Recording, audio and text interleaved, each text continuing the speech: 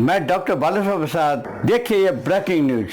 तीनों सेनाओं के संयुक्त कमान गठन की आगे बढ़ी राह। किसी भी ऑपरेशन के लिए समन्वय होगा मजबूत। सरकार ने तीनों सेनाओं के बीच बेहतर समन्वय के साथ ऑपरेशन संचालन को अधिक प्रभावशाली बनाने के लिए अंतर सेवा संगठन कमांड नियंत्रण और अनुशासन अधिनियम 2023 के तहत तैयार किए गए नियमों को लागू कर दिया है। भारत और पाकिस्तान के बीच चल रहे तनाव के बीच इन नियमों को लागू करने की अधिसूचना 27 मई को जारी की गई है। सरकार ने तीनों सेनाओं के बीच बेहतर समन्वय के साथ ऑपरेशन संचालन को अधिक प्रभावशाली बनाने के लिए अंतर सेवा संगठन कमांड नियंत्रण और अनुशासन अधिनियम 2023 के तहत तैयार किए गए नियमों को लागू कर दिया है। भारत और पाकिस्तान के बीच चल रहे तनाव के बीच इन नियमों को लागू करने की अधिसूचना 27 मई को जारी की गई है। रक्षा मंत्रालय ने इसे तीनों सेनाओं को संयुक्त कमान के अधीन लाने की दिशा में महत्वपूर्ण करार देते हुए बुधवार को कहा कि इस कदम का उद्देश्य अंतर सेवा संगठनों ISO की प्रभावी कमान नियंत्रण और कुशल कार्यप्रणाली को मजबूत करना है। किसी भी ऑपरेशन के लिए समन्वय मजबूत होगा, साथ ही इससे तीनों सेनाओं के बीच एकजुटता और ऑपरेशन के लिए